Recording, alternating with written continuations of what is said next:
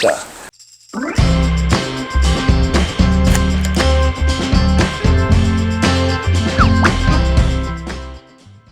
안녕하세요. 서울대학교 구강암면외과 전문의 얼굴뼈 천재 박재봉 원장입니다. 양악수술이나 윤곽수술을 결정하게 되는 큰 이유 중에 하나인 안면 비대칭에 대해서 그 원인, 증상, 그리고 수술적인 해결 방법에 대해서 싹 다 정리해서 알려드리도록 하겠습니다. 안면 비대칭은 아주 간단하게 설명을 하면 눈이나 코 이렇게 중심선을 기준으로 왼쪽 얼굴과 오른쪽 얼굴이 다르다고 느껴지시면 안면 비대칭이라고 할 수 있겠습니다.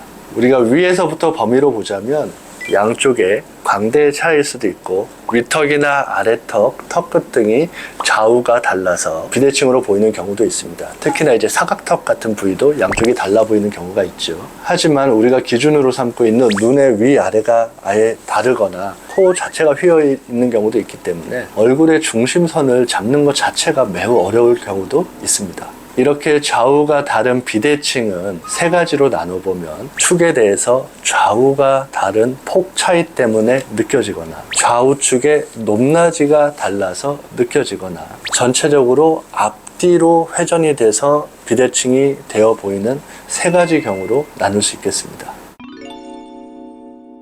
안면 비대칭이 생기는 원인은 크게 두 가지, 선천적인 이유와 후천적인 이유가 있을 수 있겠습니다. 우리가 20세기 중반까지만 해도 유전적인 이유가 안면 비대칭의 대부분의 원인이라고 모두가 그렇게 알고 있고 이론적으로 생각을 하고 있었어요. 하지만 이후에는 기능적 기질 이론, 예를 들어 이제 후천적인 것들이 더 많이 영향을 끼친다는 것들인데요. 한쪽 턱이 막 씹어서 한쪽으로만 씹어서 더 크다거나 한쪽으로 턱을 괴고 있다거나 아니면 누구랑 막 싸우거나 어디 다쳐가지고 한쪽에 외상을 입어서 이쪽이 한쪽이 덜 자랐다거나 이런 것들이 더 중요하다, 이런 이론들이 이제 있었습니다. 그러면 성인이 돼서 안면 비대칭이 생기는 경우도 있겠네요. 성인이 돼서 안면 비대칭이 생기는 경우는 유전적인 거랑은 상관없이 보통의 경우 후천적인 것, 외상에 의한 것들이 있겠죠. 보통 그런 것들은 우리가 원인을 정확히 알기가 쉽습니다. 하지만 이제 성장 중에 발생한 것들은 정확히 알기가 힘들어요.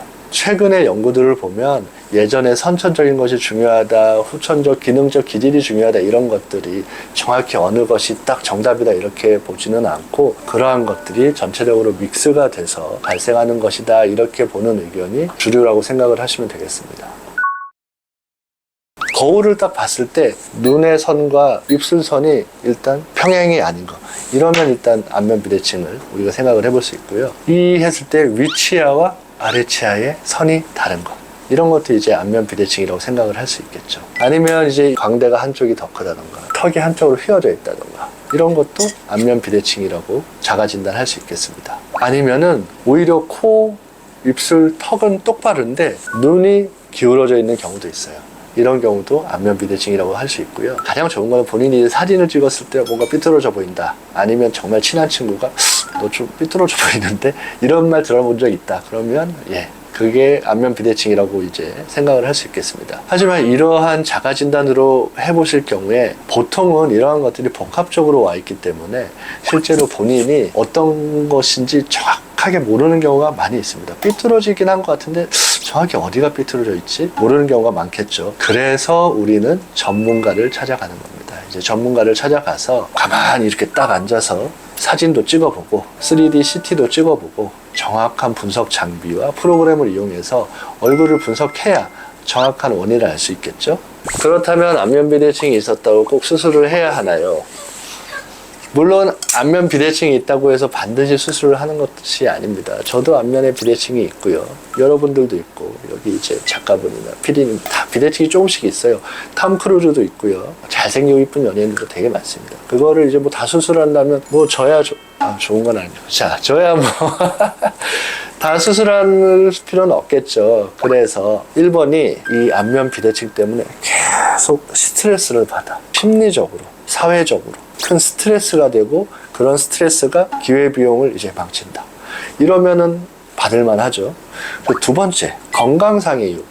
정신적인 것도 중요하지만 실제 건강, 씹고 말하고 맞고 뭐 이러한 건강상에 영향을 끼칠 정도로 치아가 틀어져 있어서 잘 못 먹는다, 소화가 잘 안 된다, 그러면 그것 또한 안면비대칭을 수술을 하는 이유가 될 수 있습니다. 아까도 말씀드렸지만 안면비대칭은 방향성으로 보면 좌우가 있을 수 있고 높이가 있을 수 있고 앞뒤로 돌아가야 되는 경우가 있을 수 있고요. 그것들을 이루는 것들이 1번이 골격, 2번이 연조직, 이렇게 있을 수 있겠죠. 골격이 똑바로 돼 있더라도 한쪽 근육이 크거나 한쪽에 볼에 살이 많거나 이런 경우에는 또 비대칭이 있을 수 있어요. 그러면 이제 보톡스를 맞거나 심부볼 지방을 제거하거나 리프팅을 하거나 이런 식으로 이제 해야 되겠지만, 만약에 골격에 문제가 있을 때는 이 골격에는 단순히 뼈도 들어가 있지만 치아도 같이 봐주시면 좋겠는데, 이러한 경우에는 뼈 수술인 윤곽 수술과 양악 수술이 필요할 수 있다, 이렇게 생각을 하시면 되겠습니다. 그래서 만약에 한쪽에 광대가 큰 경우, 전체적으로 넓은데 뭐 한쪽이 넓고 뭐 이런 경우는 양쪽의 광대 축소술 혹은 비대칭 수술을 해서 광대를 이제 맞춰주면 되겠고요. 턱끝이 한쪽으로 이렇게 휘어져 있는 경우는 시옷 절골을 해서 옆으로 옮기거나 한쪽을 이렇게 쉐이빙을 해서 맞춰줄 수 있는 경우가 윤곽 수술들로 비대칭을 잡아주는 치료 방법이라고 생각할 수 있겠습니다. 하지만 치아 교합 자체가 이렇게 되어 있거나 치아 교합이 얼추 맞는데 입술이랑 교합 평면이 이렇게 되어 있으신 분들이 있어요. 위턱이 아예 태어날 때부터 이렇게 되어 있는 거거든요. 이런 분들은 이렇게 되어 있는 거를 여기만 이렇게 너무 이상한가? 이렇게 간 거야. 이렇게 간다고 해서 이 입술선이나 치아가 삐뚤어진 거, 이런 것들이 교정이 안 되겠죠. 그래서 이러한 분들은 비대칭을 맞출 때 위턱과 아래턱을 분리해서 정확하게 맞춰서 비대칭을 개선하는 것이 필요하고, 이러한 것을 양악수술이라고 합니다. 이러한 양악수술을 할 때는 치아의 교합 자체가 틀어져 있다, 당연히 교정치료를 동반한 양악수술이 필요한 것이고, 만약에 교합이 너무 고르다, 그런데 이렇게 틀어져 있다, 그러면 우선적으로는 그 교합을 유지한 채로 양악수술을 통해 골격을 맞추고 윤곽수술을 통해 얼굴을 다듬을 수 있습니다.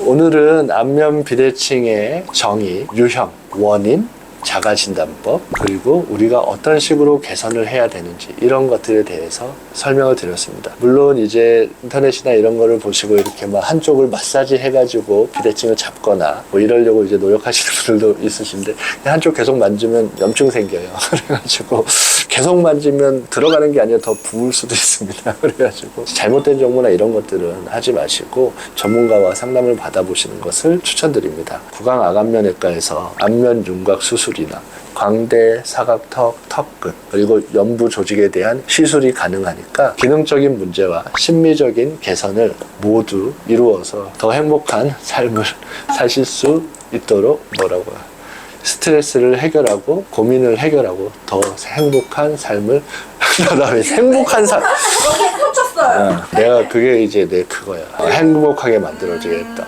이러한 고민들과 스트레스를 해결하시고 더 행복한 삶을 사실 수 있으면 좋겠습니다. 환자분의 타고난 아름다움을 맥스하는 본투비 맥스, 서울대학교 구강아간면외과 전문의 얼굴뼈 천재 박재봉 원장이었습니다. 감사합니다.